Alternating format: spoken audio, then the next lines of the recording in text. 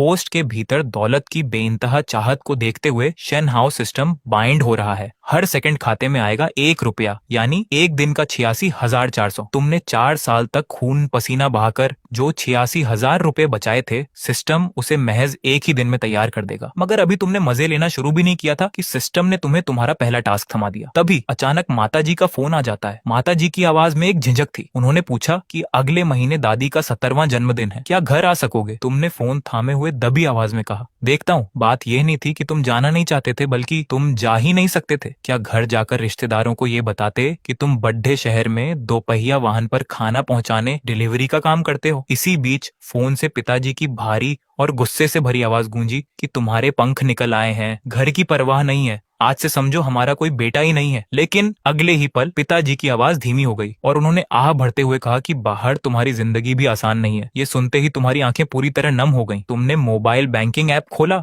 और उसमें बचे उस मामूली से 86,000 के बैलेंस को देखा जो तुम्हारी 4 साल की जमा पूंजी थी। इस शहर में मकान की कीमत 60,000 प्रति वर्ग फीट है। तुम्हारी इस रकम से आधा वर्ग फीट भी नसीब नहीं होता। टिंग! दिमाग में अचानक बिना किसी भावना वाली एक मशीनी आवाज गूंज उठी। दौलत के लिए तुम्हारी कभी न खत्म होने वाली भूख को भांपते हुए शेनहाओ रिच सिस्टम पूरी तरह बाइंड हो चुका है। तुम झटके से बिस्तर से उठ बैठे और खुद को एक जोरदार तमाचा झटका दिया। उस तेज दर्द ने एहसास कराया कि ये कोई सपना नहीं है। तुमने आंखें बंद करके मन में स्क्रीन को याद किया तो पता चला कि शुरुआती कमाई 1 सेकंड में 1 रुपया है। इसका मतलब हुआ कि तुम 1 मिनट में 60 और एक दिन में 86,000 कमाओगे। 4 साल की तुम्हारी कमाई अब ये सिस्टम सिर्फ एक दिन में लाकर देगा। इसके तुरंत बाद स्क्रीन पर मैसेज आया, 10 लाख खर्च करते ही लेवल 12 जाएगा। साथ ही एक शुरुआती टास्क भी मिला, दोपहर 5 बजे से पहले नौकरी से इस्तीफे का फॉर्म भरना होगा। इनाम में एक बम्पर गिफ्ट बॉक्स मिलेगा। वैसे भी तुम इस काम से पूरी तरह ऊब चुके थे। अगले दिन सुबह 10:30 बजे फोन पर स्टेशन मास्टर हाई स्ट्रॉन्ग उच्च क्षमता वाले बॉस की बतख जैसी तीखी आवाज गूंजी, जो तुम्हें तुरंत काम पर आने के लिए चीख रहा था। तुम्हारी पुरानी आदत के मुताबिक तुम माफी मांगने ही वाले थे, पर अगले ही पल खुद को रोक लिया। जब नौकरी छोड़नी ही है तो फिर किस बात की जल्दी? तुमने फौरन सिस्टम की स्क्रीन देखी।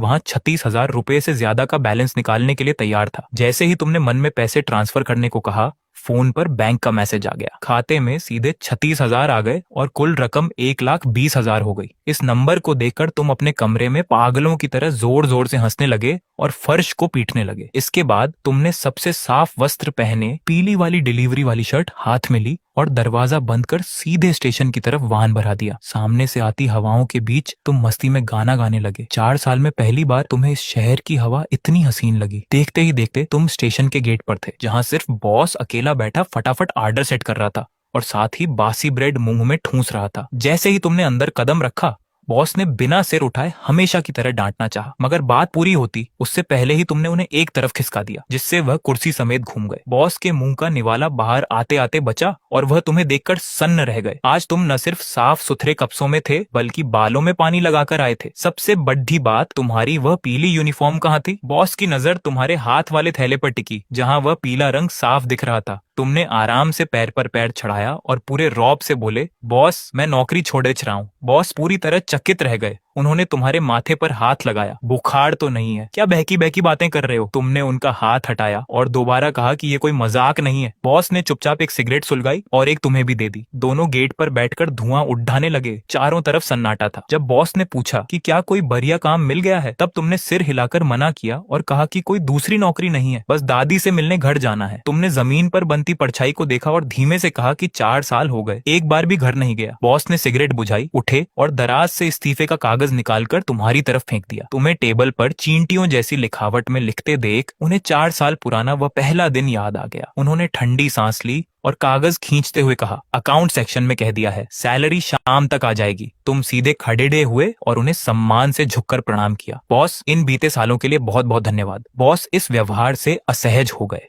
उन्होंने कंधा थपथपाते हुए कहा कि शादी में जरूर बुलाना। तुम हंसे और बोले कि मोटा शगुन तैयार रखना। फिर शाम की विदाई पार्टी तय करके तुम अपने पुराने दोपहिया वाहन पर निकल गए। तभी अचानक पीछे से बॉस ने आवाज दी। इस काम में कोई शर्म नहीं थी। वह गेट पर खड़े थे और चेहरा ठीक से नहीं दिख रहा था। आगे जो भी करो, इस रास्ते पर झेली हुई मुश्किलों को मत भूलना। तुम कुछ पल रुके, फिर मजबूती से सिर हिलाकर वाहन को ट्रैफिक में आगे बढ़ा दिया। इसी बीच दिमाग में सिस्टम की आवाज सही समय पर गूंजी। पहला टास्क पूरा हुआ, इनाम शानदार गिफ्ट बॉक्स। तुम अपनी खुशी को काबू में करते हुए कमरे पर पहुंचे, दरवाजा खिड़की अच्छे से बंद की और मन में बॉक्स खोलने को कहा। अगले ही पल सिस्टम की बात सुनकर तुम्हारे होश उड़ गए। टिंग, बधाई हो, आपको मिला है एक आलीशान इंटरनेशनल सिटी वाला 720 स्क्वायर मीटर का डुप्लेक्स अपार्टमेंट। टिंग, बधाई हो, आपको मिली है एक चमचमाती मर्सिडीज G63 कार। वह इस शहर के सबसे महंगे इलाके की सबसे खास इमारत थी, जिसकी कीमत 30 लाख प्रति वर्ग मीटर से ज्यादा थी, यानी पूरे घर की कीमत 20 करोड़ से ऊपर। और वह मर्सिडीज कार भी उस आलीशान घर की खास पार्किंग में खड़ी हो चुकी थी। 20 मिनट बाद तुम अपने पुराने दोपहिया वाहन से सोसाइटी के गेट पर पहुंचे। यहाँ से तुम न जाने कितनी बार सामान पहुंचाने गुजरे थे, पर कभी अंदर जाने की इजाजत नहीं मिली थी। जैसे ही वाहन रोका, एक सुरक्षा कर्मी भागता हुआ आया और शालीनता से बोला कि सामान यहीं रख दीजिए, हम ऊपर पहुंचा देंगे। तुमने अपने 200 रुपए वाले कप्सों को देखा और शांति से कहा, मैं यहाँ सामान देने नहीं आया, मैं यहाँ का मालिक हूँ। सुरक्षा कर्मी का चेहरा देखने लायक था। उसने तुम्हें और तुम्हारे खटारा वाहन को ऊपर से नीचे तक देखा,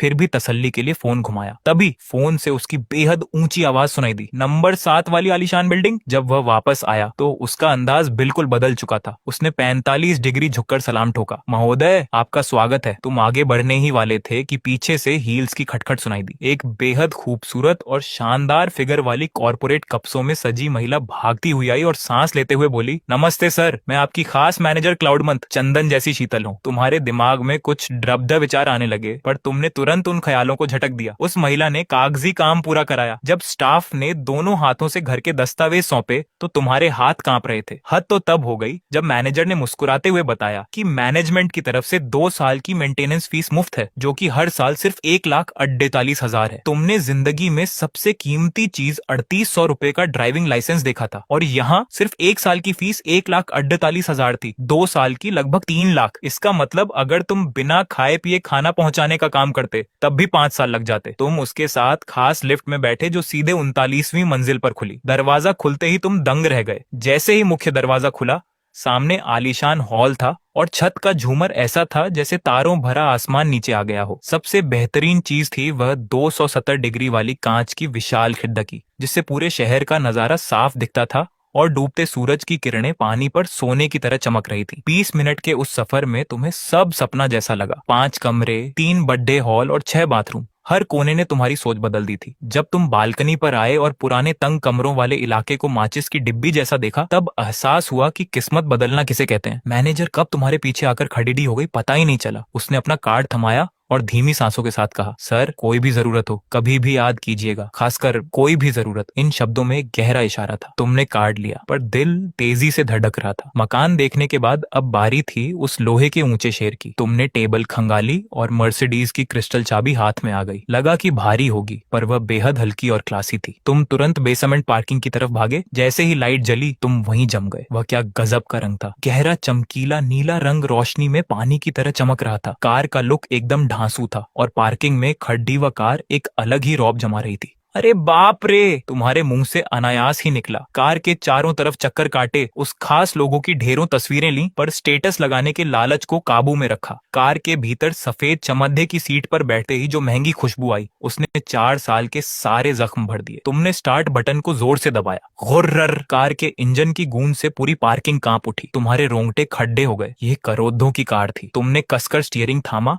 और बेहद कछुआ रफ्तार से कार को पार्किंग से बाहर निकाला। मुद्दे पर तो कार खंभे से टकराने ही वाली थी कि तुमने जोर से ब्रेक मारा। दिल हलक में आ गया था। जब तुम उस मर्सिडीज को लेकर गेट से बाहर आए तो वही सुरक्षाकर्मी भौचक्का रह गया। उसने नीली कार को जाते देखा और हैरान रह गया। उसने वॉकी टॉकी पर कहा, वही दोपहिया वाहन वाला भाई अभी इस आलीशान कार में निकला है। दूसरी तरफ सन्नाटा छा गया। 4 सेकंड तक कोई कुछ नहीं बोला। उधर ढाबे पर पुराने साथी भूख से बेहाल थे। एक मोटे दोस्त ने पेट सहलाते हुए कहा, वह अभी तक आया क्यों नहीं? भूख से मेरा पेट पिचक गया है। बॉस फोन लगाने ही वाले थे कि कहीं कोई हादसा न हो गया हो। तभी तुमने अंदर कदम रखा। भाइयों, माफी चाहता हूँ, कमरा साफ करते करते आंख लग गई थी। तुम बैठ गए। उन पुराने साथियों को देखकर मोटा दोस्त चिल्लाया, साले आखिर आ ही गया। बाकी साथियों ने भी सम्मान से तुम्हें भाई कहा। तुम टेबल पर सजे खाने को देख रहे थे और सोच रहे थे कि इन्हें सच कैसे बताया जाए। जो बंदा कभी 5 रुपए से महंगा नाश्ता नहीं करता था, उसने आज ढाबे पर 2000 का खाना ऑर्डर किया था। मोटा दोस्त बटर प्रॉन और शाही सूप देखकर चौंक गया और पूछने लगा कि क्या आगे पैसे नहीं बचाने? तुमने शांत रहकर बॉस की थाली में बड्ढा पीस रखा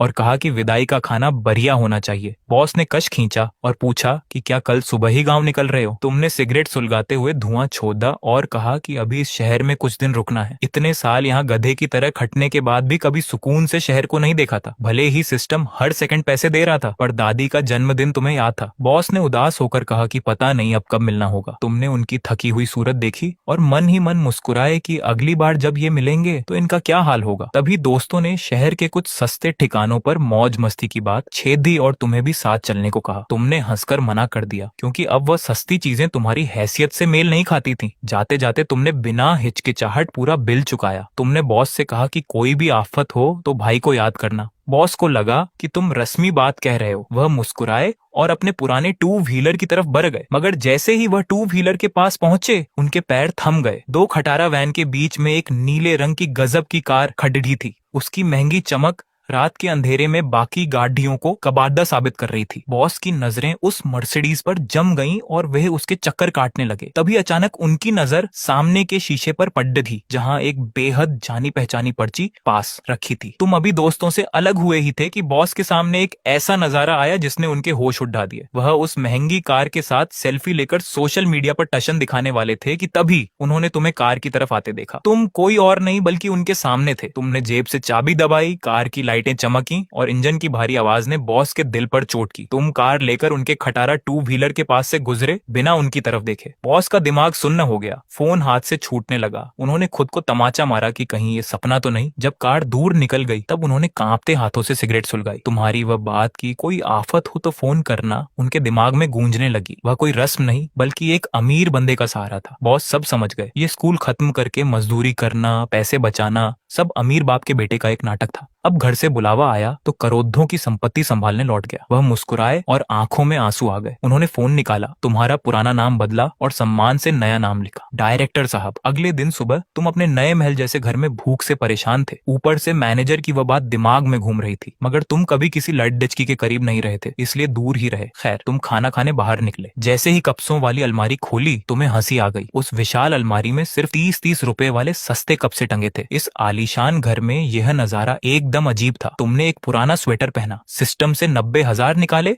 और खाते में 2 लाख हो गए। तुम मॉल के बड़े शोरूम में घुसे जहां 6 सेल्स गर्ल ने तुम्हें देखा और तुरंत नजरें फेर ली। दुकान की मैनेजर ने तो भाव भी नहीं दिया और नई इंटर्न लड़की से कहा, तुम जाओ इस पर हाथ साफ करो, सीखो। तुमने उस सहमी हुई लड़की को देखा जिसका कार्ड भी उल्टा लगा था। तुमने बिना समय गंवाए उंगली से इशारा किया, ये और वह वाली शर्ट, साथ ही 2 जीन्स और 2 जोड़ी जूते, ऐसे 6 सेट पैक कर दो, मैं ट्राई करूंगा। 6 सेट? वह लड़की हक्की बक्की रह गई पर फटाफट साइज नापने लगी। 3 मिनट बाद जब तुम बाहर आए तो शीशे में खुद को पहचान नहीं पाए। कहाँ वह पुराना हुलिया और कहाँ अब एकदम अमीर बिजनेसमैन वाला लुक। वह लड़की तुम्हें देखती रह गई और बोली कि बहुत अच्छे लग रहे हो। तुम संतुष्ट थे, उसे लगा कि तुम कब से छोड़ दोगे, पर तुमने कहा ठीक है, बाकी ट्राई नहीं करने। उसका चेहरा उतर गया और वह कब से समेटने लगी। तभी तुमने कहा, ये सारे पैक कर दो और जो पहना है उसे ऐसे ही रहने दो, सब ले रहा हूँ। लड़की की चीख निकल गई। बाकी स्टाफ के चेहरे का रंग उडेज गया। जब मशीन पर 1,21,400 का बिल आया तो दुकान की मैनेजर का चेहरा पीला पड़ गया। उसे समझ आ गया कि उसने एक अमीर इंसान को भिखारी समझ लिया था। तुमने पेमेंट की, उस लड़ेचकी ने कब से घर पहुंचाने की बात कही, तुमने पता लिख कर दिया और चल दिए। तुम्हारे जाते ही शोरूम में हंगामा मच गया। ताना मारने वाली सेल्स गर्ल ने पूछा, आजकल के अमीर इतने सादे कप्सों में घूमते हैं क्या? उस नई लड़ेचकी ने पते की पर्ची संभाली और धीरे से बोली, यह सादे कप्सों वाला सुंदर छोरा शहर की सबसे महंगी इंटरनेशनल सोसाइटी का मालिक है। यह सुनते ही दूसरी सेल्स गर्ल के हाथ से कप्से गिर गए और मैनेजर का चाय का कप छलक गया। तुमने अभी अभी 1,20,000 रुपए फूंक कर नए कड़क ब्रांडेड कपड़े खरीदे थे। भाई, एक जोड़ी कपड़े की कीमत तुम्हारे पुराने 2 महीने के राशन पानी के बराबर थी। लेकिन इतने महंगे कपड़े पहनकर तुम किसी 5 स्टार या मिशेलिन स्टार वाले रेस्टोरेंट नहीं गए, बल्कि सीधे घुस गए मॉल के कोने में बनी उस चकाचक चाइनीज स्लैश शिनजियांग वाली चुआनचाई सिचुआन होटल में, जहाँ के मेन्यू कार्ड पर भी तेल के धब्बे चमक रहे थे। तुमने जाते ही सीधे आर्डर पेला, 1 प्लेट मसालेदार भुना हुआ मीट हुई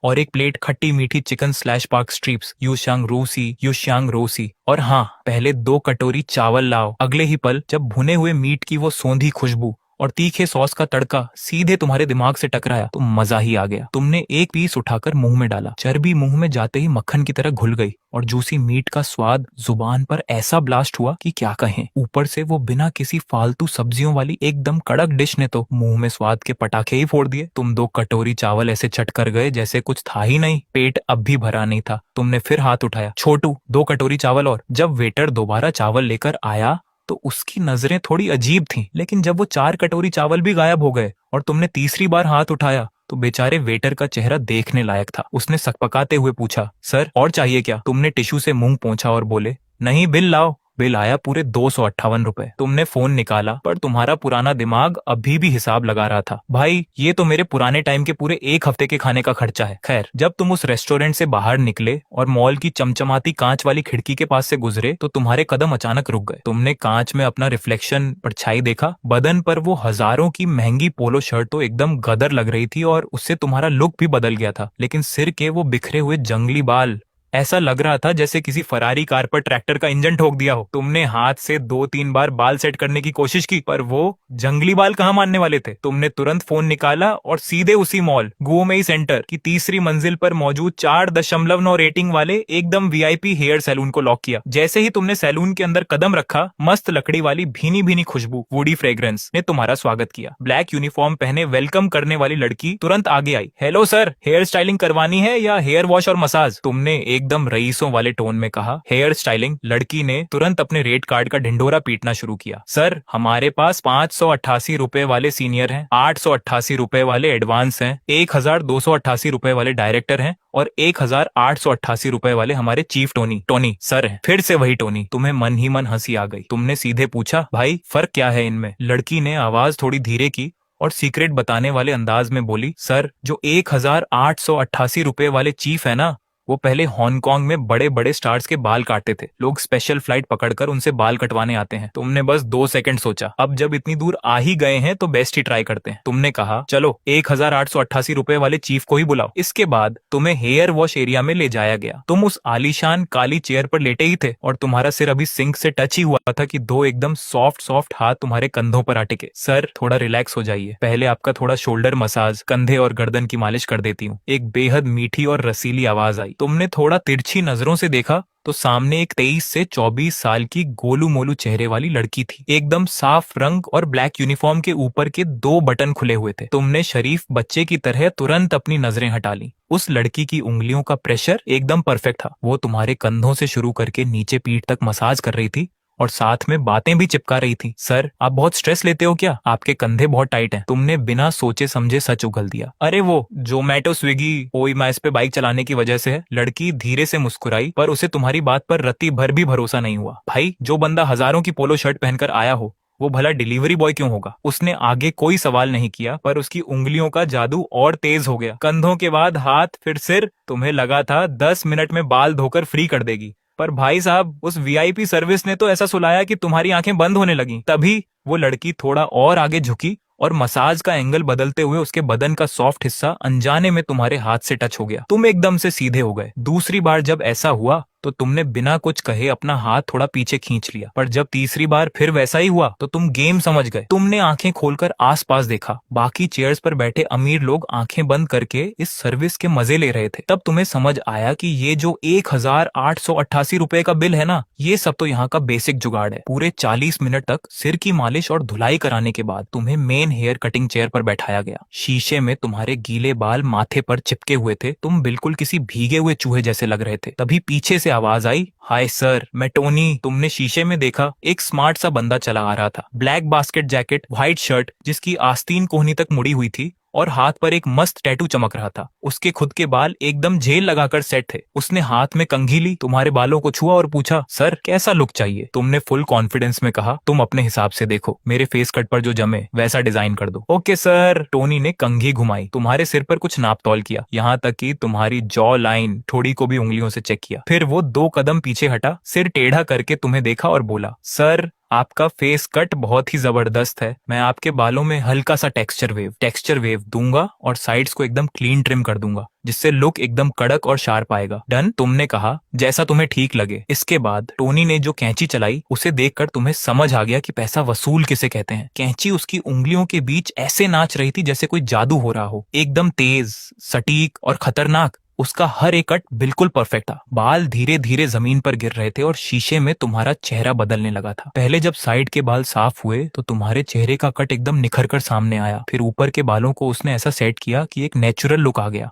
सामने के बालों को थोड़ा मॉडर्न स्टाइल में कट किया। ठीक 30 मिनट बाद टोनी ने कैंची रखी, हेयर स्प्रे मारकर फाइनल टच दिया। और जब तुमने शीशे में खुद को देखा, भाई तुम तो शॉक्ड ही रह गए। सैलून के अंदर जो वो डिलीवरी देने वाला साधारण सा लड़का आया था वो गायब हो चुका था। उसकी जगह शीशे में एक बेहद हैंडसम, स्टाइलिश और चार्मिंग लड़का खड़ा था, जिसका लुक किसी बॉलीवुड स्टार या मॉडल से कम नहीं लग रहा था। चेहरा तो वही था, पर भाई लुक और स्टाइल ने पूरी काया ही पलट दी थी। ऐसा लग रहा था जैसे किसी कीचड़ में सने हीरे को साफ कर दिया गया हो। टोनी ने तुम्हारी चेयर के पीछे हाथ रखा और शीशे में देखते हुए मुस्कुराकर पूछा, सर कैसा लगा? पसंद आया? तुमने दिल से तारीफ की। भाई तुम्हारी उंगलियों में जादू तो है, मजा आ गया। टोनी थोड़ा और मुस्कुराया। सर आप इसी एरिया में रहते हैं क्या? तुमने आदतन कह दिया। हाँ पास में ही। जैसे ही ये बात मुंह से निकली तुम्हें समझ आ गया कि अब ये जाल बिछाएगा, और वही हुआ। टोनी की आंखें एकदम चमक उठी। सर फिर तो आप हमारी मेंबरशिप ले लीजिए। 5,000 रुपए के रिचार्ज पर 800 रुपए फ्री और 10,000 रुपए पर 2,000 रुपए का एक्स्ट्रा डिस्काउंट आप जैसे रेगुलर कस्टमर के लिए बहुत फायदेमंद रहेगा। तुमने तुरंत हाथ खड़े कर दिए। अरे नहीं नहीं भाई, मैं तो 3 महीने में एक बार बाल कटवाता हूँ, मेरे लिए ये कार्ड वॉर्ड बेकार है। टोनी ने ज्यादा जिद नहीं की। उसने अपनी जैकेट की जेब से एक बहुत ही क्लासिक ब्लैक और गोल्डन शेड वाला मखमली बिजनेस कार्ड निकाला और तुम्हें दे दिया। उस पर टोनी का असली नाम लिखा था, चेन वेनबेन। यानी ये टोनी तो बस धंधे का नाम था। तुमने कार्ड जेब में डाला। टोनी बोला, सर अगली बार जब भी आओ सीधे मुझे ही बोलना। और वो तुम्हें छोड़ने सैलून के गेट तक आया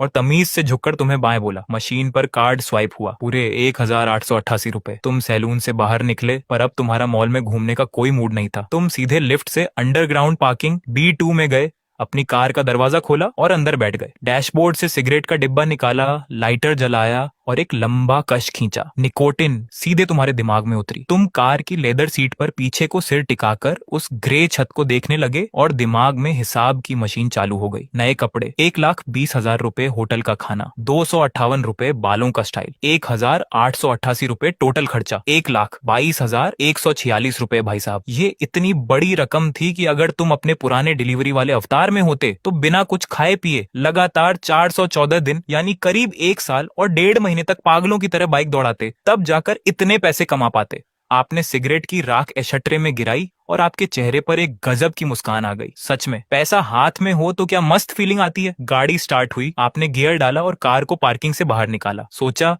कि चलो नदी के किनारे जाकर थोड़ी ठंडी हवा खाई जाए, तभी फोन तेजी से बज उठा। स्क्रीन पर नाम दिखा, छू युनयुए। मिस्टर जियान, जो कपड़े आपने खरीदे थे वो आ चुके हैं, मैं आपके दरवाजे पर ही खड़ी हूँ। आपने घड़ी देखी, दोपहर के 2:40। भाई साहब ये तो बड़ी तेज निकली। ठीक है मैं 10 मिनट में पहुंचता हूँ। आपने तुरंत गाड़ी मोड़ी। कार जैसे ही विला वाले इलाके में घुसी, आपको दूर से ही गेट के पास कोई बैठा हुआ दिखा। अरे ये तो ओचू युनयुए थी। आज उसने कल वाला सूट नहीं पहना था, बल्कि सफेद शर्ट और डार्क ग्रे कलर की टाइट स्कर्ट पहनी थी, जो घुटने से थोड़ी ऊपर थी। वो झुककर फोन चला रही थी, जिससे उसकी स्कर्ट इतनी टाइट हो गई थी कि उसकी बॉडी का लुक एकदम कयामत डा रहा था। उसके पास एक छोटी ट्रॉली थी जिस पर 10-12 बड़े बड़े शॉपिंग बैग रखे हुए थे। आप कार का दरवाजा खोलकर नीचे उतरे। आवाज सुनकर वो झटके से खड़ी हुई, लेकिन अचानक खड़े होने की वजह से जो मूवमेंट हुआ उसे देखकर आपके दिमाग में तुरंत एक गाना बजा, बोर्नी बोरुम बनामा बोरमा मानना, बोर्नविटा जैसा सॉलिड, या कहें एकदम गजब का फिगर। आपने तुरंत इस ख्याल को दिमाग से निकाला और बोले, तुम्हें काफी इंतजार करना पड़ा। उस बेचारी के मुंह से तो शब्द ही नहीं निकल रहे थे। नहीं, मैं बस अभी अभी। वो आपको बिना पलक झपकाए देखे जा रही थी। सोने के चश्मे के पीछे से उसकी आंखें आपके बालों से लेकर चेहरे तक और फिर कपड़ों को स्कैन कर रही थी। क्या ये वही लड़का है जो कल फटी पुरानी हुडी पहने बिखरे बालों के साथ घूम रहा था? उसने शौक होकर पूछा। आपने अपना पूरा लुक ही बदल लिया। हाँ बस बाल कटवाए हैं, आपने जवाब दिया और आगे बढ़कर 7-8 बैग खुद उठा लिया। वो होश में आई और बचे हुए बैग उठाकर आपके पीछे पीछे घर के अंदर आ गई। वार्डरोब में कपड़े रखने के बाद आपको अचानक एक बात याद आई, वैसे तुम्हारे पास किसी अच्छी मेड या हाउसकीपर का कांटेक्ट है क्या? मुझे एक काम करने वाली आंटी चाहिए। उसने तुरंत दिमाग चलाया। हाँ है। आपकी कोई खास चॉइस? आपने दरवाजे का सहारा लेकर थोड़ा सोचा। कोई 40 साल के आसपास की आंटी हो जो खाना बहुत टेस्टी बनाती हो, काम में तेज हो और सबसे जरूरी भरोसेमंद हो। मुझे घर से चीजें गायब होने का नाटक नहीं चाहिए। समझ गई। मैं परसों तक आपके लिए बेस्ट ऑप्शन चुनकर बताती हूँ। कोई जल्दी नहीं है। आप लिविंग रूम की तरफ बढ़ते हुए बोले, इन 2 दिनों में मुझे अपने होम टाउन और छेंजोवान जाना है। वहाँ शायद 1-2 महीने लग जाए। आप सोफे पर फैल गए और पैर टेबल पर रख दिए। मेड का काम मेरे वापस आने पर देखेंगे। हाँ, मेरे पीछे से घर की साफ सफाई टाइम पर करवाते रहना। वो जो 3 कदम दूर खड़ी थी अचानक चुप हो गई। 1-2 महीने? हाँ, मम्मी पापा से मिलने जा रहा हूँ। वहाँ 1 सेकंड के लिए सन्नाटा छा गया। फिर वो अचानक थोड़ी तेजी से बोली और अपनी शर्ट का बटन दबाते हुए कहने लगी, क्या क्या मुझे भी आपके साथ चलना चाहिए? रास्ते में आपकी हेल्प हो जाएगी। आपका दिमाग घूमा और बिना सोचे समझे आपके मुंह से निकल गया, मैं अपने मम्मी पापा से मिलने घर जा रहा हूँ। तुम वहाँ क्या करोगी? कहीं तुम मेरे पेरेंट्स से मिलने का तो नहीं सोच रही? ये सुनते ही जैसे सब कुछ थम गया। उसका चेहरा एकदम लाल हो गया, जैसे उबला हुआ झींगा हो। मेरा वो मतलब नहीं था। मैं तो बस ऑफिस के काम के सिलसिले में कह रही थी। अगर आपको कोई जरूरत पड़े तो।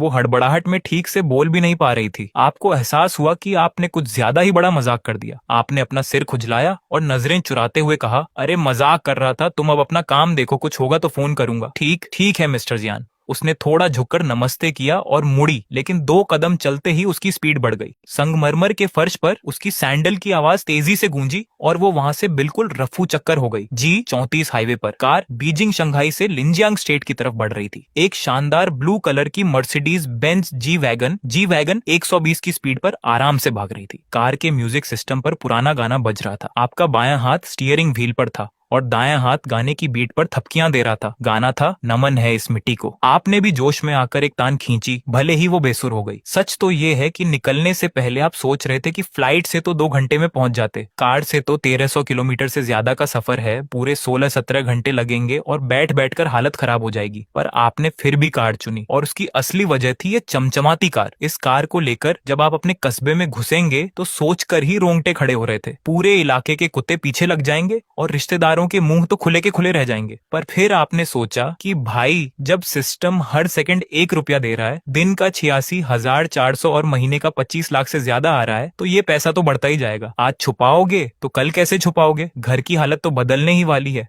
छुपाने से अच्छा है कि पहले दिन ही सबको सच बता दो, बाद का झंझट ही खत्म। अगर अमीर होकर अपने वतन जाकर टशन नहीं दिखाया तो फिर क्या अमीर हुए? इतिहास में भी लिखा है कि शान दिखाने में क्या बुराई है। आपने म्यूजिक की आवाज और तेज की और फिर से गाने लगे, लेकिन मन में एक डर भी था। सोशल मीडिया पर रील देख देख कर पता तो था ही कि जब कोई अमीर होता है तो कैसे कैसे रिश्तेदार पैसे मांगने आ जाते हैं। किसी को घर बनाना है, किसी को बच्चे की फीस भरनी है, किसी की बीवी बीमार है। सबके पास इमोशनल कहानियां होती हैं। हालांकि आपके अपने चाचा ताऊ तो सीधे साधे हैं। बड़े ताऊ खेती करते हैं, छोटे चाचा की दुकान है और बुआ लोग दूर रहती हैं जो बस त्योहारों पर फोन करती हैं। पर कौन जानता है, पैसे के सामने अच्छे अच्छों की नीयत बदल जाती है। आपने कार का शीशा नीचे किया, ठंडी हवा अंदर आई और दिमाग का सारा कचरा साफ हो गया। ज्यादा क्या सोचना, जो होगा देखा जाएगा। 17 घंटे के लंबे सफर के बाद रात के 3:07 पर आप आखिरकार होम टाउन के टोल टैक्स से बाहर निकले। कमर टूट चुकी थी, गर्दन अकड़ गई थी और एक्सीलेटर पर पैर रखते रखते थकान चरम पर थी। रास्ते में आप 3 बार रुके,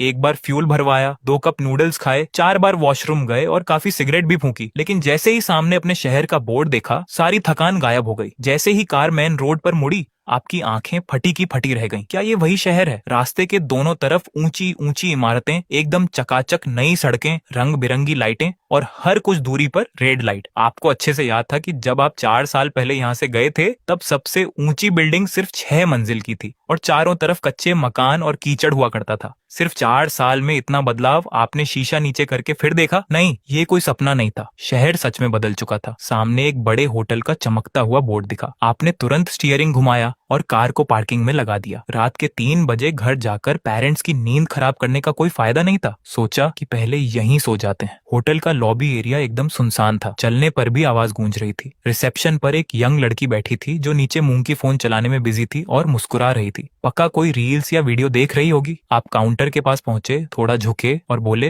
हेलो। लड़की एकदम से उछल पड़ी, फोन पटाख से टेबल पर गिरा। वीडियो अभी भी चल रहा था जिसमें कोई लड्डिच का गाना गा रहा था, पर वह लड़की अपना दिल थामकर कांपती आवाज में बोली, तुम अंदर कब आए? आपने थोड़े शर्माते हुए अपना सिर खुजलाया। सामने के मेन गेट से ही आया हूँ, तुम्हें डरा दिया क्या? लड़की ने खुद को संभालने के लिए कुछ सेकंड का टाइम लिया, फिर फोन को टेबल पर उल्टा रख दिया। अपनी प्रोफेशनल वाली टोन में वापस आने की कोशिश करते हुए बोली, सर नमस्ते, क्या आपको रूम चाहिए? यह पूछते ही उसका अपना चेहरा शर्म से लाल हो गया। आपको उसकी बात सही करने का कोई शौक नहीं था। आपने सीधे अपना आईडी कार्ड निकाला और टैग से काउंटर पर रख दिया। फोन में पेमेंट का बारकोड ओपन किया। सबसे बेस्ट वाला स्वीट कितने का है? लग्जरी बिजनेस स्वीट है सर, 2001 रात का, जिसमें सुबह दोपहर और रात का बुफे खाना फ्री है। ठीक है, एक बुक कर दो। बारकोड स्कैन हुआ, 2000 ट्रांसफर। पैसा तुरंत खाते में पहुंच गया। लड़की ने फटाफट आईडी कार्ड स्कैन किया और एक रूम कार्ड आपकी तरफ बढ़ा दिया। रूम नंबर 1502, 15वीं मंजिल पर, लिफ्ट से लेफ्ट होकर बिल्कुल लास्ट में। आपने तुरंत कार्ड हाथ में लिया। बस मुझे दे दो, इस समय मुझे सिर्फ सोने की पड़ेढ़ी है। पर 2 कदम आगे बढ़ने के बाद आप अचानक पीछे घूमे। वैसे एक बात सुनती जाओ। लड़की एक बार फिर चौंक गई। आप बड़े कूल अंदाज में बोले, रात की शिफ्ट में काम करना काफी थका देने वाला होता है, पर वीडियो देखने में इतना भी मत खो जाओ कि अगली बार मेरी जगह कोई चोर अंदर आ जाए और तुम्हें पता भी न चले। इतना बोलकर आप लिफ्ट के अंदर चले गए, उसे वहीं हैरान परेशान छोड़कर। जैसे ही आपने 1502 का गेट खोला, आपका रूम की खूबसूरती देखने का कोई मूड नहीं था। जूते फेंके, कपड़े भी चेंज नहीं किए और सीधे बेड पर मुंह के बल गिर गए। बस 3 सेकंड के अंदर आपकी खर्राटों की आवाज गूंजने लगी। जब दोबारा आंख खुली तो खिड़की के पर्दे के बीच से धूप अंदर आ रही थी। फोन उठाकर देखा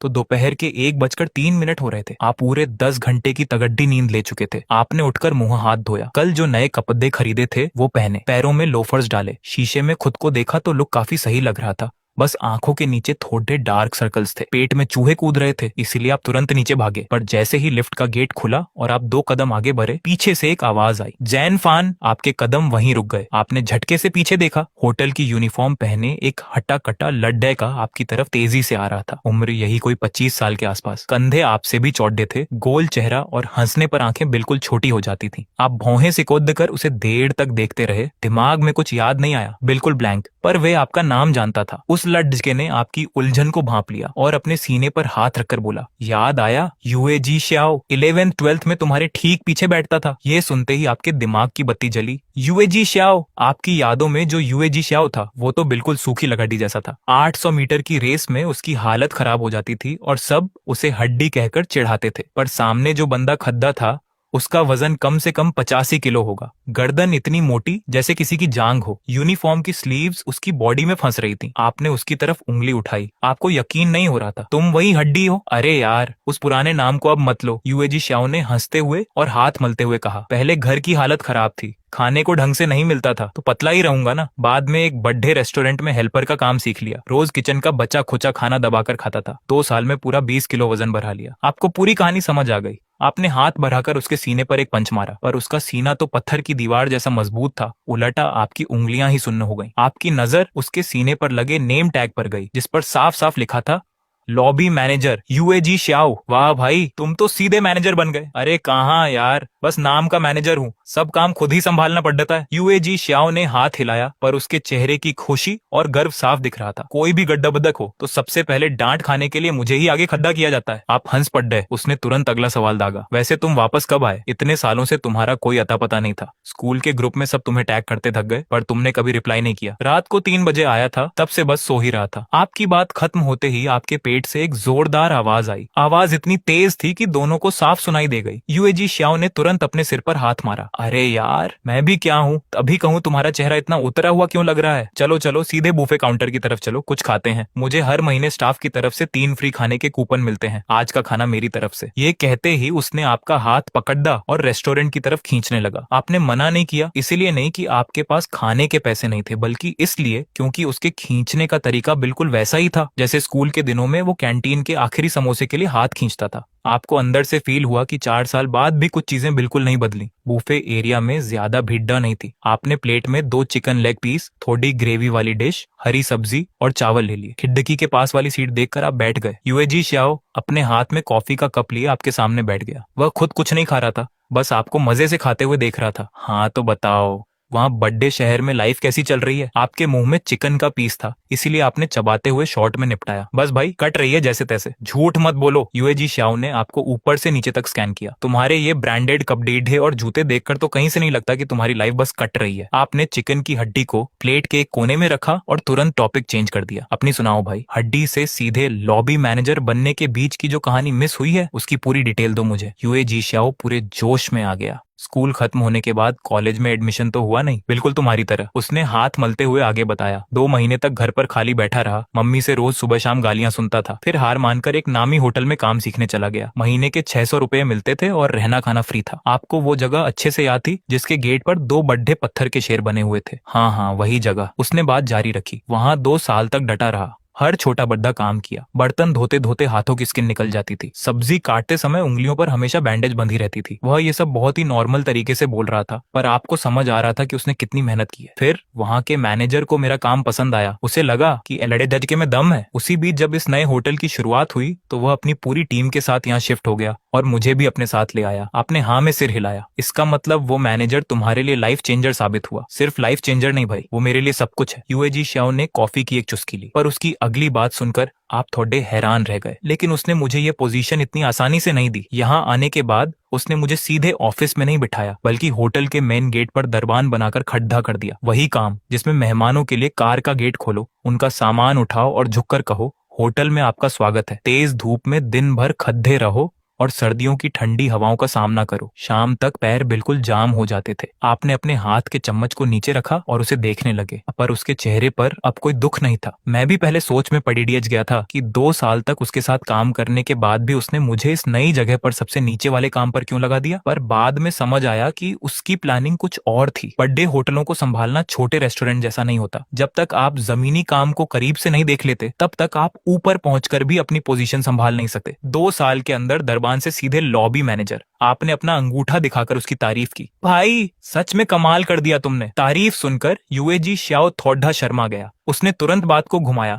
और स्कूल के बाकी दोस्तों के गॉसिप शुरू कर दिए। किसकी शादी हो गई, किसके बच्चे हो गए और किसने नई लग्जरी कार खरीद ली। बातचीत और खाने में पूरा 1 घंटा निकल गया। आपने समय देखा, दोपहर के 2 बज चुके थे। चलो भाई अब मुझे निकलना होगा, घर जाकर मम्मी पापा से भी मिलना है। तुम उठते हो, यशवंत से व्हाट्सएप एक्सचेंज करते हो और फिर होटल का रूम खाली करने चले जाते हो। दोनों साथ में होटल के मेन गेट से बाहर निकलते हैं। जुलाई के महीने में शहर की गर्मी चेहरे पर थपेड़े मार रही है। हवा में पूरी तरह से पिघले हुए तारकोल की बू आ रही है। यशवंत अचानक पूछता है, कैब बुला दूं क्या? छोड़ आएगी तुम्हें? नहीं, मैं खुद की गाड़ी से आया हूँ। यशवंत की भौहें तन जाती हैं, पर वो ज्यादा सवाल नहीं करता, बस हाथ हिलाता है। चल ठीक है, फिर कभी और मिलते हैं। हाँ, बाद में बात करते हैं। तुम पार्किंग की तरफ मुड़ जाते हो, पर यशवंत तुरंत होटल के अंदर नहीं जाता। वो गेट के खंभे से टिककर जेब में हाथ डाले आंखें सिकोड़कर पार्किंग की तरफ टकटकी लगाए देखता रहता है। उसे बस चुल मची है। 30 सेकंड बाद एक चमचमाती नीले रंग की मर्सिडीज जी वैगन पार्किंग के एग्जिट से धीरे धीरे बाहर निकलती है। कार का शीशा आधा नीचे है और अंदर तुम्हारा चेहरा दिख रहा है। तुम उसे चिल्लाकर बोलते हो, चलते हैं भाई। फिर कभी दारू पीते हैं। अगले ही पल तुम एक्सीलेटर दबाते हो। जी वैगन एक भारी आवाज के साथ तेजी से आगे भाग जाती है और पीछे बस धुआं छोड़ जाती है। यशवंत वहीं का वहीं जमा रह जाता है। वो जेब से अपना हाथ धीरे से बाहर निकालता है। Mercedes G wagon. उसने इस गेट पर 2 साल तक लोगों का स्वागत सत्कार किया है।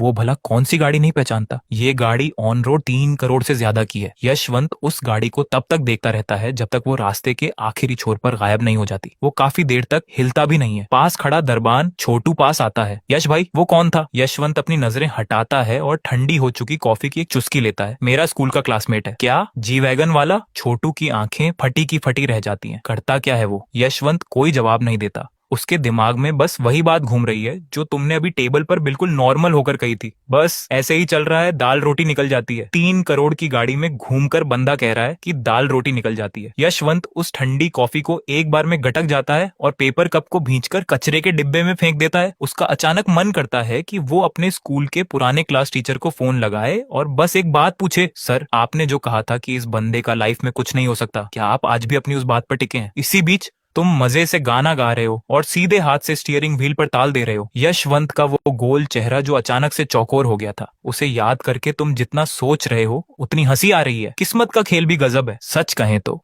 पुराने दोस्त के सामने रुतबा दिखाने का जो मजा है वो सच में अल्टीमेट है। इसे दिखावा नहीं कहेंगे, पर वो जो एक फीलिंग होती है ना कि अपन भी लाइफ में सेट है, वो तुम्हारी हड्डियों के अंदर से बाहर आने लगती है, जिसे तुम रोक नहीं पाते। तभी तो कहानियों के रईस मेन कैरेक्टर पैसा आते ही हर जगह उछलते कूदते हैं। ये चीज सच में नशीली है। पर तभी गाड़ी एक मुख्य मार्ग पर मुड़ती है। 4-5 मिनट चलने के बाद तुम अचानक गाना बंद कर देते हो। कुछ गड़बड़ है, तुम आखिर जा कहाँ रहे हो? तुम्हें अब याद आता है कि मम्मी पापा ने 2 साल पहले कहा था कि उन्होंने शहर में एक फ्लैट लिया है, पर वो असल में कौन सी सोसाइटी है? उस वक्त तुम अपनी स्कूटी पर 38 डिग्री की जलती हुई धूप में कोल्ड कॉफी की डिलीवरी कर रहे थे। पसीने से तरबतर। तुमने आधी बात सुनकर फोन काट दिया था। पता तुम्हारे दिमाग से बिल्कुल साफ हो चुका था। तुम तुरंत गाड़ी को किनारे लगाते हो और फोन निकालकर अपनी मम्मी को मिला देते हो। अगले ही पल फोन में एक अजीब सी कॉलर ट्यून बजती है। नीला नीला ये आसमान, हरा भरा ये मैदान। तुम्हारी हंसी छूट जाती है। ये कॉलर ट्यून सच में लगा रखी है क्या? 7-8 सेकंड बजने के बाद उधर से फोन उठता है। मम्मी की आवाज पीछे के भारी शोर शराबे के बीच से आती है। हाँ बेटा, कुछ काम था क्या? तभी पीछे से तेज आवाजें आती हैं। 30 नंबर शो, हुकुम का इक्का। अरे किसने पत्ता फेंका ये? हा हा हा। तुम फोन को कान से 2 इंच दूर करते हो, कान के पर्दे हिल जाते हैं। मम्मी, आप फिर से ताश खेल रही हो? मम्मी पूरे हक से बोलती हैं। अरे छुट्टी का दिन है ना, तो पड़ोसियों के साथ थोड़ा टाइम पास कर रही हूँ। तुझे कुछ काम है क्या? नहीं तो मैं फोन रखूं, अभी एक अच्छा पत्ता आया है। अरे सुनो सुनो, काटना मत। तुम तुरंत उन्हें टोकते हो। मम्मी, मैं शहर वापस आ गया हूँ। फोन के उस पार सन्नाटा छा जाता है। तूने क्या कहा? मैंने कहा मैं वापस आ गया हूँ, गाड़ी लेकर इसी मुख्य मार्ग पर हूँ। तू आ गया? मम्मी की आवाज एकदम से बहुत तेज हो जाती है। ताश का शोर भी उसके नीचे दब जाता है। सच में आ गया? मजाक तो नहीं कर रहा? मैं भला क्यों मजाक करूंगा। अच्छा मम्मी, आप लोगों ने जो घर लिया है वो कौन सी सोसाइटी में है? मैं भूल गया। वाटर फ्रंट सिटी में है रे, इसी रोड पर तो है। तुझे वो ग्रैंड पैलेस होटल पता है ना? उससे आगे चल 300 मीटर, सड़क के बाईं तरफ, जिसके गेट पर एक बड़ा सा फव्वारा लगा है। स्टीयरिंग थामे तुम्हारा हाथ अचानक रुक जाता है। Water front city, grand palace hotel से 300 मीटर आगे। तुम अभी अभी तो उसी होटल से निकले हो और गेट पर बड़े फव्वारे वाली सोसाइटी के सामने से ही पूरी स्पीड में शान से गाड़ी निकालकर आगे आ गए हो। अपने ही घर के सामने से बिना रुके निकल गए, वो भी 2 बार। तुम्हारा मुंह खुला का खुला रह जाता है। आखिर में तुम बस इतना बोलते हो, ठीक है मैं बस पहुंच रहा हूँ, जल्दी आ जल्दी आ। मम्मी वहां से उतावली होती है। मैं बाहर आकर तेरा वेट करती हूँ। फोन कट जाता है। तुम फोन की स्क्रीन को देखते हो और तुम्हें खुद पर हंसी आती है। 1300 किलोमीटर गाड़ी चलाकर आ गए, पर अपने घर से महज 300 मीटर पहले उसे पहचान नहीं पाए। इसी बीच फोन कटते ही मम्मी फोन को टेबल पर रखती है और अपने हाथ में आए बेहतरीन पत्तों को छोड़कर तुरंत खड़ी हो जाती है। अब नहीं खेलना, मैं जा रही हूँ। सामने बैठी 3 औरतें एक साथ सिर उठाती हैं। उनके बाईं तरफ बैठी मिश्रा आंटी, जिन्होंने बालों में कर्ल्स करवा रखे हैं, अपना चश्मा ठीक करते हुए कहती हैं, क्या हुआ बहन, इतनी अच्छी बाजी बनी थी, 2 हाथ और खेल लेती। मेरा बेटा आया है। मम्मी के चेहरे पर जो खुशी थी वो छिप नहीं रही थी। ऐसा लग रहा था जैसे बम्पर लॉटरी लग गई हो। दाईं तरफ बैठी वर्मा आंटी तुरंत ताश रख देती हैं और उनकी तरफ देखती हैं। वही बेटा ना, जो बड़े शहर में जॉब करता है? हाँ हाँ वही। बोल रहा है कि इसी रोड पर पहुंच गया है, बस आता ही होगा। तभी सामने बैठी शर्मा आंटी की नजरें घूमती हैं। वो हाथ का पंखा झलते हुए बोलती हैं, चलो अच्छा है, तुम्हारा बेटा आखिरकार घर लौटने को राजी हुआ। पक्का बाहर रहकर खूब नोट छापे होंगे उसने। अब ये तो मुझे नहीं पता भाई, बस बच्चा घर आ जाए, मेरे लिए वही बहुत है। मम्मी बाहर से तो संकोच दिखा रही थी, पर उनकी उठी हुई ठुड्डी को वो तीनों अच्छे से देख पा रही थी। मिश्रा आंटी और वर्मा आंटी ने तुरंत एक दूसरे को देखा। फिर वर्मा आंटी खड़ी होकर अपनी साड़ी ठीक करने लगी। चलो चलो, हम भी नीचे चलकर देखते हैं। हमेशा तुम अपने बेटे की तारीफ करती रहती हो कि कितना समझदार है, कितना ख्याल रखता है, आज असलियत में देख ही लेते हैं। शर्मा आंटी भी तुरंत खड़ी हो गई और अपना पर्स कंधे पर टांगते हुए बोली, सही बात है, लड़के की अगर अभी तक शादी नहीं हुई है तो मेरी नजर में कुछ अच्छी लड़कियां हैं, बाद में बात चलाएंगे। तीनों आंटी मुस्कुरा रही थी, बातें बहुत मीठी कर रही थी और चेहरे पर बड़ा अपनापन था। हालांकि मम्मी की मुस्कान थोड़ी फीकी पड़ गई। उन्होंने ऑफिस के मेस में 20 साल काम किया था, भला वो इंसानों को नहीं पहचानती। ये तीनों आंटियां ऊपर से चाहे जितना अच्छा बोले, पर उनके मन में क्या चल रहा है ये उन्हें अच्छे से पता था। रोज रोज बेटे की तारीफ सुन सुनकर इनके कान पक चुके थे ना। आज मौका मिला है तो ये सब चेक करने आ रही हैं कि मम्मी सच बोल रही थी या सिर्फ लंबी लंबी फेंक रही थी। सीधे शब्दों में कहें तो वो सब तमाशा देखना चाहती थी। उधर दाई श्वे के पीछे वाले दांत गुस्से में किचकिचा रहे थे। अपने घर का हाल तो उन्हें अच्छे से पता ही था। तुम 12th पास करके सीधे बाहर चले गए थे और वहां जाकर तुम क्या काम करते हो उन्हें कुछ नहीं पता था। बस ऐसे ही हवा में तीर मार दिया था। पर क्या करें, उनकी जुबान पर उनका कंट्रोल जो नहीं था। सोसाइटी में बैठकर बातचीत करते हुए 3 लाइनें भी पूरी नहीं होती थी कि वो बात का रुख तुम्हारी तरफ मोड़ देती थी। मेरा बेटा वहां बद्दे शहर में जॉब करता है। मेरा बेटा बहुत संस्कारी है, हर महीने मुझे पैसे भेजता है। मेरा बेटा बहुत हैंडसम है, बिल्कुल मुझ पर गया है। नतीजा ये हुआ कि बोलते बोलते वह जोश में आ गई और जोश में आकर गाड़ी का ब्रेक ही फेल हो गया। अब मुसीबत ये थी कि उनका बेटा सच में आ रहा था और अब उनके मन में घबराहट होने लगी थी। ठीक उसी वक्त मिसेस चेन ने अपनी बात को थोड़ा खींचते हुए टोन को ऊपर चढ़ाकर कहा, वैसे छोड़ दो, रहने दो विश्वे, अगर कोई दिक्कत हो तो मत बुलाओ, कोई बात नहीं। यह बात सुनते ही दाई विश्वे का दिमाग एकदम भन्ना गया। दिमाग से पहले उनकी जुबान चल गई। दिक्कत कैसी कैसी बातें करती हो, चलो सबके सब नीचे चलो, वैसे भी बाद में आप जैसी मौसियों की मदद ही चाहिए होगी बेटे के लिए कोई अच्छी सी लड़दच की ढूंढने में। बात मुंह से बाहर निकल तो गई पर अब उसे वापस नहीं लिया जा सकता था। उन्होंने मन ही मन खुद के गाल पर 2 जोर के छांटे रसीद किए। चारों औरतें चाय की दुकान से बाहर आईं। बाहर धूप इतनी तेज थी कि कंक्रीट पर अंडा भी ऑमलेट बन जाए। चारों ने एक साथ अपने छाते खोल लिए और सड़क किनारे खड्डी हो गई। तभी मिसेज यांग ने अचानक पूछा, विश्वे तुम्हारा बेटा कार से आ रहा है क्या? शायद हाँ, कार से ही होगा। दाई विश्वे को खुद पक्का नहीं पता था। इस वक्त मेन रोड पर कोई गाड़ी नहीं दिख रही थी। गर्म हवा के थपेड़े और साइलेंसर का धुआं चेहरे पर लग रहा था। पर ठीक उसी पल सामने वाले ट्रैक पर दूर से एक गाड़ी आती हुई दिखी। गहरे नीले रंग की थी, साइज में काफी बड़ी और चमकती हुई सड़क पर उसकी चमक आंखों को चौंधिया रही थी। अरे! मिसेज ली ने आधा कदम आगे बढ़ाकर हाथ से धूप को रोकते हुए देखा।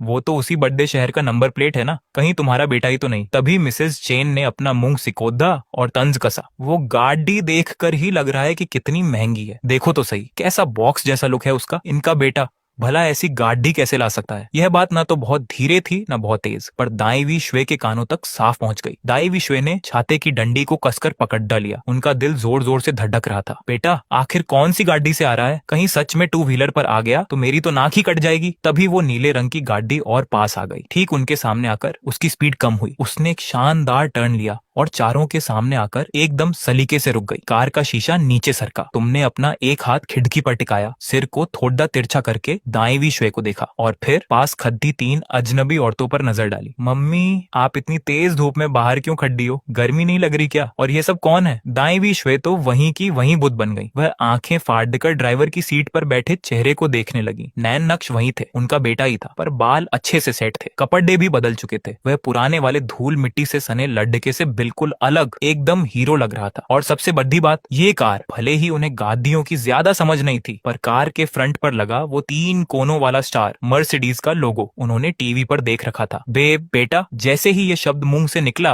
बाकी तीनों सहेलियों के होश उड़ गए। मिसेज यांग का छाता एक तरफ झुक गया और उन्हें पता तक नहीं चला। मिसेज ली का मुंह तो खुला का खुला रह गया और मिसेज चेन की वो बात, भला ऐसी गाड़ी कैसे ला सकता है, अभी भी हवा में गूंज रही थी। ये थपद्दा धूप से भी ज्यादा तेज और करारा था। दाई विश्वे होश में आई। उन्होंने अपनी जांघ पर जोर से नोचा। दर्द हुआ, यानी ये कोई सपना नहीं था। उन्होंने तुरंत अपना सिर गर्व से ऊंचा किया और अपनी सहेलियों की तरफ इशारा किया। ये तुम्हारी मिसेज चेन है, ये मिसेज ली और ये मिसेज यांग। सोसाइटी में मेरे साथ ताश खेलती है। तुमने तुरंत एक एक करके सबको नमस्ते किया। नमस्ते मौसी जी, नमस्ते मिसेज ली, नमस्ते मिसेज यांग। इसके बाद तुमने पास वाली सीट को थपथपाया। मम्मी आप जल्दी अंदर आओ, बाहर बहुत गर्मी है। दाई विश्वे ने झटके से कार का गेट खोला और अंदर बैठ गई। जैसे ही उनकी बैक सीट से छुई, वह मखमली आराम में धंस गई। अरे वाह, ये सीट तो बिल्कुल मसाज चेयर जैसी है, कितनी गजब की है। वह सीट पर थोड़ा हिल डुल कर देखने लगी, कभी इधर हाथ लगाती तो कभी उधर, यहाँ तक कि गेट के हैंडल को भी ध्यान से देखने लगी। बाहर खड़ी तीनों सहेलियों के चेहरों के एक्सप्रेशन देखने लायक थे। न तो वहां से जाते बन रहा था, न खड्डे रहते। तभी दाई विश्वे ने कार से आधा बाहर निकलकर उन्हें हाथ से इशारा किया। अरे आप लोग भी आ जाओ ना, अंदर बैठो। ऐसी लग्जरी कार में तो आप लोग कभी बैठी नहीं होंगी। मेरे बेटे से बोलती हूँ, एक चक्कर लगवा देगा। इस एक लाइन ने उनकी बरसों की कसर पूरी कर दी। मिसेज चेन ने तुरंत हाथ हिलाते हुए मना किया। नहीं नहीं, मुझे घर पर कुछ काम है। हाँ हाँ, मेरी भी गैस पर सब्जी रखी है। विश्वे तुम लोग माँ बेटे बात करो, हम चलते हैं। तीनों वहां से ऐसे 9-2-11 हुई जैसे पीछे कोई भूत लगा हो। दाई विश्वे ने भी ज्यादा जिद नहीं की, हंसते हुए बाय बाय कहा, कार का शीशा ऊपर किया और तुम्हारे कंधे पर हाथ रखकर बोली, चलो बेटा सोसाइटी के अंदर ले लो। जैसे ही कार सोसाइटी के मेन गेट के अंदर मुद्दी, तुमने बैक मिरर में देखा कि वो तीनों छाते आपस में सट गए थे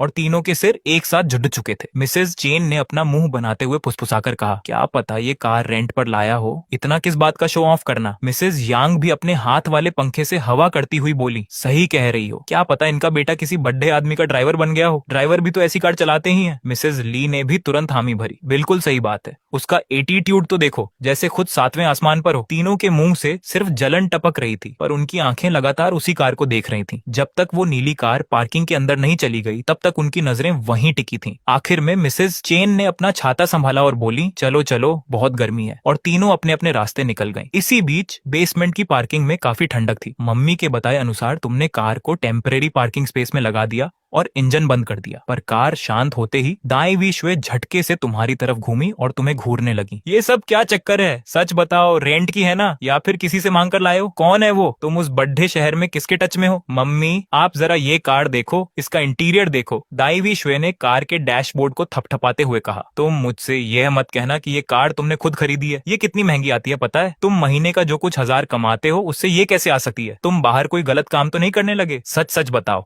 उनके बैक टू बैक सवालों से तुम्हारा सिर चकराने लगा। जैसे ही उन्हें सांस लेने के लिए 1 सेकंड का गैप मिला, तुमने बीच वाले बॉक्स से एक व्हाइट कलर की बुकलेट निकाली और उनकी तरफ बढ़ा दी। आप खुद ही देख लो। दाई वी श्वे ने शकभरी नजरों से उसे लिया और खोला। वह कार के असली रजिस्ट्रेशन पेपर्स, आरसी बात है। कार का brand Mercedes Benz G wagon, मालिक का नाम जियान फान। दाई वी श्वे की उंगली उस जियान फान नाम पर आकर टिक गई। पूरे 5 सेकंड तक वह बस उसे देखती रही। ये कार सच में तुम्हारी है? इस पर मेरा ही नाम लिखा है, भला इसमें क्या झूठ होगा? मर्सिडीज, वो भी इतनी बड़ी जी वैगन? दाई वी श्वे की आवाज जैसे गायब होने लगी थी। ये बहुत महंगी है क्या? तुमने कार का गेट खोला और बाहर निकलते हुए बिना पीछे मुद्दे आराम से कहा, ज्यादा नहीं, फुल कैश पेमेंट की है। इतना कहकर तुम लिफ्ट की तरफ बढ़े गए, पर दाई वी श्वे अभी भी उसी सीट पर बैठी रही। उनके हाथ में वो पेपर कसकर पकड़ा हुआ था। बेसमेंट की लाइट की रोशनी में वो जियान फान नाम बिल्कुल साफ साफ चमक रहा था। उन्होंने उस पेपर को पलट कर देखा, फिर सीधा किया, फिर पलटा। अगले ही पल उनके हाथ कांपने लगे। पूरा कैश पेमेंट। आखिर इस कार की कीमत कितनी होगी? जब तुम ऊपर अपने घर पहुंचे तो अभी तुम सोफे पर ठीक से बैठे भी नहीं थे कि तुम सोफे पर बैठे थे, तभी अचानक नजर गई कि मम्मी बालकनी से आ रही हैं। उनके हाथ में एक लकड़ी का डंडा था। वो डंडा उंगली जितना मोटा था और उसकी चमक बता रही थी कि उसका काफी इस्तेमाल हुआ है। मम्मी ने उस डंडे को अपने पास लटकाया और उनके चेहरे का भाव देखकर तुम डर गए। मम्मी, आपका ये रूप तो बहुत डराने वाला है। डराने वाला?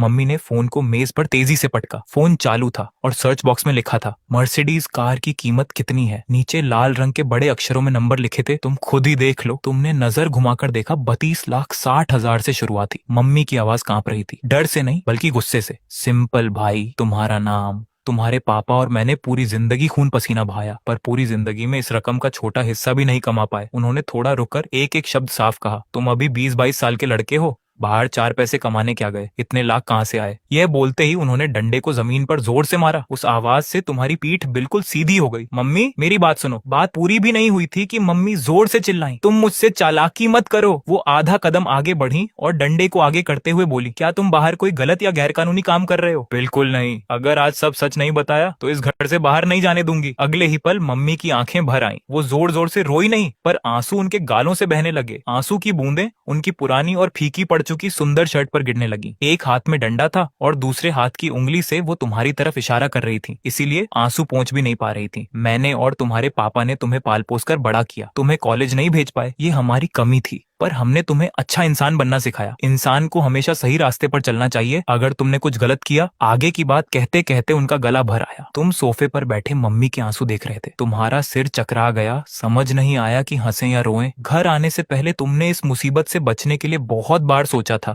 यहाँ तक कि चम्मच और कांटों से पूरा प्लान बनाया था कि पहले क्या बोलना है और बाद में क्या, पर तुमने इस डंडे वाले सीन के बारे में कभी नहीं सोचा था। मम्मी, पहले ये डंडा नीचे रखो। नहीं रखूंगी। रखोगे तभी तो बताऊंगा। पहले तुम बताओ। ठीक है, पर इस डंडे को कम से कम इतना ऊपर मत उठाओ। मैं जितना चाहे ऊपर उठाऊं। तुम बोल रहे हो या नहीं? अब तुमने हार मान ली। तुमने अपने हाथ साफ किए और अपनी रटी रटाई कहानी शुरू की। मम्मी, ये पैसा मैंने खुद कमाया है, बिल्कुल साफ सुथरा है, इसमें एक भी पैसा गलत तरीके से नहीं आया है। मम्मी आंखें बड़ी करके देख रही थी, आंसू बह रहे थे पर मुंह बिल्कुल बंद था। तुमने आगे कहा, जब मैं बड़े शहर में सिक्योरिटी गार्ड की नौकरी करता था, तब एक दिन काम से आते समय मुझे रास्ते में एक छोटा बच्चा मिला। छोटा बच्चा मिला? हाँ, 3-4 साल का लड़का था। वो कार के नीचे आने वाला था। मैंने उसे बचाया और पुलिस को फोन किया। बाद में उसके घर वाले आ गए। मम्मी का डंडा थोड़ा सा नीचे हुआ। फिर क्या हुआ? उस बच्चे के पापा पैसों का बहुत बड़ा बिजनेस करते हैं, जो शेयर मार्केट में लोगों के पैसे लगाते हैं। उन्हें लगा कि मैं भला इंसान हूँ, इसलिए वो मेरी मदद करना चाहते थे। मैंने पैसे लेने से मना कर दिया, तो बाद में हम अच्छे दोस्त बन गए। तुमने थोड़ा रुककर असली बात बताई।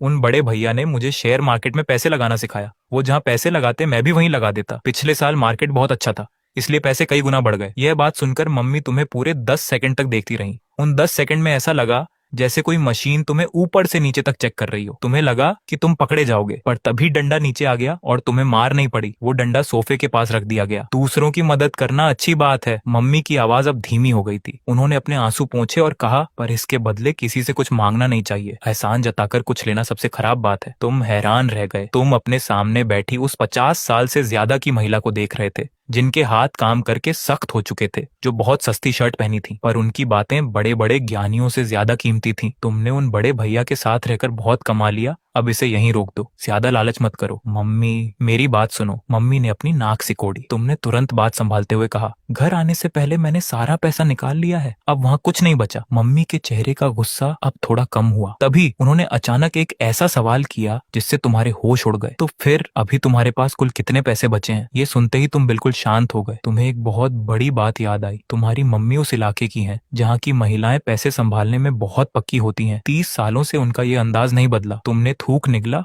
और अटकते हुए बोले, ज्यादा नहीं है। कितने हैं? 26 लाख से थोड़े ज्यादा। यह नंबर तुमने पहले से सोच रखा था, क्योंकि तुम्हारे बैंक अकाउंट में यही रकम बची थी। तभी मम्मी ने अपना हाथ आगे बढ़ाया, 5 उंगलियां खोली और बोली, 20 लाख अभी मेरे पास भेज दो। मम्मी, तुम्हारे लिए बचा कर रखूंगी, बाद में शादी के काम आएगा। मैं अभी सिर्फ 23 साल का हूँ। 23 साल का होने से क्या होता है? मेरी शादी तो 21 साल में ही हो गई थी। पैसे भेज रहे हो या नहीं? तुम कुछ बोलने ही वाले थे कि तुम्हारी नजर सोफे के पास रखे डंडे पर गई। मम्मी का हाथ उसी तरफ बढ़ रहा था। भेज रहा हूँ। तुमने तुरंत अपना फोन निकाला, बैंक ऐप खोला, रकम लिखी, पासवर्ड डाला और ओके कर दिया। मम्मी के फोन पर मैसेज आने की आवाज हुई। उन्होंने फोन देखा और उनके चेहरे का भाव तुरंत बदल गया। 5 सेकंड पहले जो बहुत गुस्से में थी, 5 सेकंड बाद वो बिल्कुल हंसमुख हो गई। अरे वाह, मेरा प्यारा बेटा। उन्होंने तुम्हारे बालों को प्यार से सहलाया। रात के खाने में क्या खाओगे? मम्मी तुम्हारे लिए मस्त खाना बनाएगी। तुमने अपने सिर को छुआ और मन ही मन सोचने लगे, मीट, खट्टी मीठी चीजें और बाकी जो आपको सही लगे बना लो। ठीक है। मम्मी ने सब्जी की टोकरी उठाई और बहुत खुशी खुशी तुरंत घर से बाहर चली गई। जाते जाते पीछे मुड़कर बोली, बाकी के जो 6 लाख बचे हैं उन्हें संभल कर खर्च करना, फालतू में मत उड़ाना। मम्मी के जाते ही तुम सोफे पर गिर गए और छत को देखने लगे। 20 लाख चले गए और खर्च करने के लिए सिर्फ 6 लाख बचे। वैसे तो सिस्टम हर सेकंड 1 रुपया दे रहा था, यानी दिन के 86,400, पर वो पैसे सिस्टम के अंदर थे, तुम्हारे बैंक अकाउंट में नहीं। तुम मम्मी के सामने हवा से पैसे तो नहीं निकाल सकते थे। चलो कोई बात नहीं। तुमने आंखें बंद की और मन में सोचते ही सिस्टम का पेज सामने आ गया। अमीर बनाने वाला सिस्टम लेवल, एक एक्सपीरियंस पॉइंट, 3,25,000 बटे 10 लाख पैसे, 14,146 रुपए हर सेकंड की कमाई, 1 रुपया। Experience point 3,25,000। तुम सोफे से झटके के साथ उठ खड़े हुए। कुछ गड़बड़ थी। तुमने हिसाब लगाया कि पहले 12 लाख खर्च हुए थे तो पॉइंट 13 लाख के पास होने चाहिए थे, पर अब ये 3,25,000 कैसे हो गए? ये जो एक्स्ट्रा पॉइंट बढ़े थे, ये वही 20 लाख थे जो तुमने मम्मी के पास भेजे थे। तुम्हारी आंखें फटी की फटी रह गईं। दूसरों को पैसे भेजना भी खर्चा माना जाता है। अगर ऐसा है और मैं सारे पैसे बाहर भेज दूं तो? तभी दिमाग में एक ठंडी और मशीनी आवाज आई, सिस्टम की कमी का पता चल गया है, इसे ठीक किया जा रहा है। तुम बिल्कुल हैरान रह गए। इस सिस्टम के पास क्या कोई सीसीटीवी कैमरा लगा है जो सब देख रहा है? भाई, ऐसा लगा जैसे ये सिस्टम साला तुम्हारे ऊपर ही नजर रखे हुए है। तुम मन ही मन गाली बकने ही वाले थे कि तभी वो रोबोट वाली आवाज फिर से गूंजी, सिस्टम की खामी, लूप होल को ठीक कर दिया गया है। इसके बदले होस्ट को मिलता है एक loop hole detection big gift pack. क्या आप इसे लेना चाहेंगे? अब भाई, मुफ्त का माल कौन छोड़ता है? तुमने बिना सोचे समझे तुरंत कह दिया, हाँ दे दो। बधाई हो, होस्ट को मिलती है शील्ड टेक्नोलॉजी की 51% की हिस्सेदारी, शेयर। अब ये शील्ड टेक्नोलॉजी क्या बला है? अगले ही पल जानकारी का एक बड़ा सैलाब तुम्हारे दिमाग में किसी पानी की तरह भर गया। ढेर सारे शब्द, तस्वीरें और डेटा सिर्फ 3 सेकंड में सब तुम्हारे दिमाग में सेट हो गया। तुम सोफे पर बैठे के बैठे रह गए, मुंह खुला का खुला। ये शील्ड टेक्नोलॉजी कोई ऐसी वैसे कंपनी नहीं थी, बल्कि सिलिकॉन वैली की एक धांसू साइबर सिक्योरिटी कंपनी थी, जिसे MIT और स्टैनफोर्ड के कुछ जीनियस लड़कों ने मिलकर शुरू किया था। इसके सारे क्लाइंट्स दुनिया की टॉप 500 कंपनियों में से थे और इसकी कुल कीमत भाई साहब $50 करोड़, $500 मिलियन। अब $50 करोड़ का 51% शेयर। तुमने उंगलियों पर हिसाब लगाना शुरू किया। ये हुआ करीब $25.5 करोड़। अगर इसे इंडियन करेंसी में बदलें तो ये बैठता है लगभग 1,800 करोड़ रुपए। भाई, इतनी बड़ी रकम देखकर तुम्हारी उंगलियां छोटी पड़ गईं, हिसाब ही नहीं हो पा रहा था। तभी सिस्टम के स्टोर में एक फाइल आ गई। तुमने जब शेयर के वो कागजात, सर्टिफिकेट खोलकर देखे तो सब कुछ अंग्रेजी में था। रंग बिरंगे कई सारे स्टैंप लगे हुए थे। कानूनी रूप से एकदम पक्का काम, कोई उंगली नहीं उठा सकता था। पर दिक्कत ये थी कि तुम्हें तो अंग्रेजी के 26 अक्षर भी ढंग से याद नहीं थे। ऐसे में तुम सिलिकॉन सिलिकॉन वैली जाकर उन तेज तर्रार लड़कों से क्या खाक बात करते, उनसे ये पूछते कि हमारे कंचनपुर की बनी हुई लाल वाली भुनी हुई मीट अच्छी है या नहीं। इससे तो अच्छा यही है कि आराम से शेयर होल्डर बनकर बैठो और साल के आखिर में जो भी मुनाफा डिविडेंड मिले उसे जेब में रखो और ऐश करो। तुम फिर से सोफे पर पसर गए, एक पैर के ऊपर दूसरा पैर रख लिया। वो जो अभी अभी 20,000 रुपए हाथ से जाने का दुख था ना, वो पल भर में हवा हो गया। तुम मजे से कोई धुन गुनगुना ही रहे थे कि अचानक दरवाजे का ताला खुला। डेजी, डेवी मान लो डेजी, हाथ में सब्जियों और सामान के ढेर सारे थैले लिए अंदर आई। उसके माथे पर पसीने की बूंदें चमक रही थी। तुम तुरंत सोफे से उठ खड़े हुए, चेहरे की वो सारी अमीरी वाली मुस्कान गायब की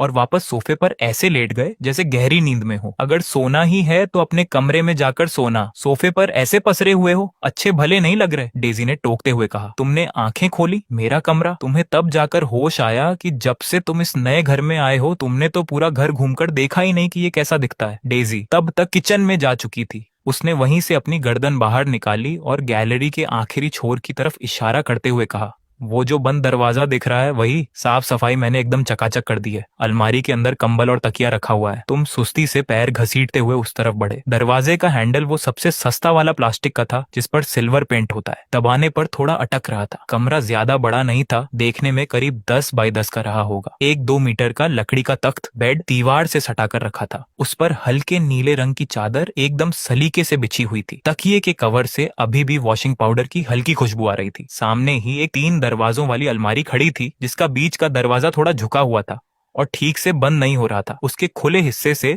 अंदर सलीके से रखे हुए कंबल दिख रहे थे, एक मोटा और एक पतला। कमरे में ना तो कोई पढ़ने की मेज थी, ना नाइट लैंप और ना ही ऐसी। तुम दरवाजे के पास खड़े होकर फ्रेम को पकड़े रहे, अंदर नहीं गए। तुम बस उस सजे हुए बेड को काफी देर तक निहारते रहे। कंबल एकदम नया था, पर वो जो चादर थी ना, वो इतनी बार धुली जा चुकी थी कि उसके कोनों पर छोटे छोटे रोए निकल आए थे। तकिए के ठीक बगल में एक छोटा सा लैवेंडर की खुशबू वाला पाउच पाउडर का पैकेट रखा था जो बैंगनी रंग का था और उस पर एक सुंदर सा रिबन बंधा हुआ था, वही जो मार्केट में 5 रुपए में मिलता है। उसे नहीं पता था कि तुम कब वापस आओगे, लेकिन फिर भी ये कमरा हमेशा साफ रहता था। कंबल को धूप दिखाई जाती थी और चादरें बदली जाती थी और वो 5 रुपए वाला खुशबू का पैकेट ना जाने कितनी बार बदला जा चुका होगा। तभी किचन से मीट काटने की आवाज आने लगी, खट खट खट, एकदम एक जैसी रफ्तार में। तुम कमरे के अंदर गए और बेड के पास बैठ गए। तुमने हाथ बढ़ाकर तकिए के पास रखे उस खुशबू वाले पैकेट को छुआ। उसका कपड़ा थोड़ा खुरदुरा हो चुका था और अंदर के सूखे फूलों की खुशबू भी लगभग खत्म हो चुकी थी। इसे बदलने का वक्त आ गया था। तुमने उसे वापस उसी जगह रख दिया और बेड पर लेटकर सफेद छत को देखने लगे। किचन से तेल में कुछ छकने की तेज आवाज आई और साथ ही डेजी के बेसुरी आवाज में गाना गुनगुनाने की आवाज भी। तुमने अपने दोनों हाथ सिर के नीचे लगा लिए और तुम्हारे होठों पर एक प्यारी सी मुस्कान आ गई, माना कि ये जगह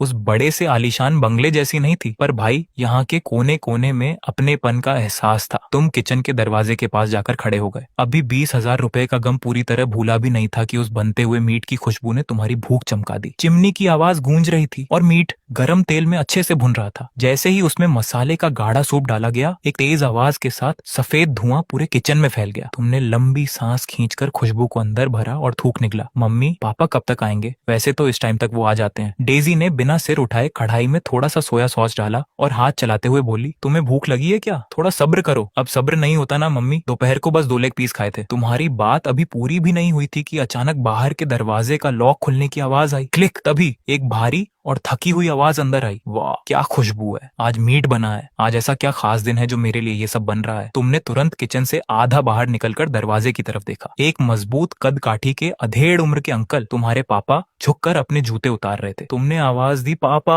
वो जूते उतारता हुआ हाथ वहीं थम गया। कमलकांत, तुम्हारे पापा ने झटके से सिर उठाया और सीधे किचन के दरवाजे पर खड़े तुम्हें देखने लगे, पर अगले ही पल उनके चेहरे के भाव एकदम सख्त हो गए। तुमने तो कहा था कि इस साल नहीं आओगे, फिर अचानक कैसे आ गए? तुमने थोड़ा मुस्कुराते हुए उनकी तरफ 2 कदम बढ़ाए। बस ऐसे ही आपकी और मम्मी की याद आ रही थी, लेकिन तुम्हारे पापा ने इस बात का कोई जवाब नहीं दिया। वो नीचे देखकर वापस चप्पल पहनने लगे, पर तुमने साफ देखा कि उन्होंने चप्पलें उल्टी पहन ली थी। बाएं पैर की चप्पल दाएं पैर में और उनके कान के पीछे का हिस्सा थोड़ा लाल हो गया था। तभी किचन से डेजी की तेज आवाज गूंजी, अरे विकास, तुम वहां दरवाजे पर क्यों खड़े हो? क्या पहरेदार बने हो? चलो जल्दी से ये प्लेट बाहर ले जाओ और आप सुनिए, जल्दी से हाथ मुंह धोकर आइए, खाना तैयार है। तुम्हारे पापा ने हम्मा कहा और सीधे बाथरूम की तरफ बढ़ गए। जब वो तुम्हारे पास से गुजरे तो उनके कदम एक पल के लिए धीमे हुए। वो रुके नहीं, सीधे आगे बढ़ गए। पर तुमने देख लिया था उसी एक पल में तुम्हारे पापा की आंखों के कोने थोड़े गीले हो गए थे, इतनी जल्दी कि कोई और देख ही ना पाए। जब रात के खाने की टेबल सजी तो तुम तो देखते ही रह गए। एकदम लाल लाल भुना हुआ मीट, भाप उड़ता हुआ सूप, सूखी छटपटी बोटी और रस्सेदार सूप, पूरे 8 किस्म के आइटम थे। तुम्हारे घर में ऐसा खाना तो त्योहारों पर भी मुश्किल से बनता था। तीनों लोग उस छोटी सी टेबल के पास बैठ गए। डेजी ने तुरंत मीट का एक बढ़िया पीस उठाकर तुम्हारे पापा की थाली में रखा और साथ ही साथ तुम्हारे शहर में पैसे कमाने और बिजनेस की कहानियों को थोड़ा और बड़ा चढ़ाकर सुनाना शुरू कर दिया। तुम चुपचाप खाना चबाते रहे, बीच में बोलने की हिम्मत नहीं हुई। और तुम्हारे पापा वो पूरे समय बस हम अच्छा करते रहे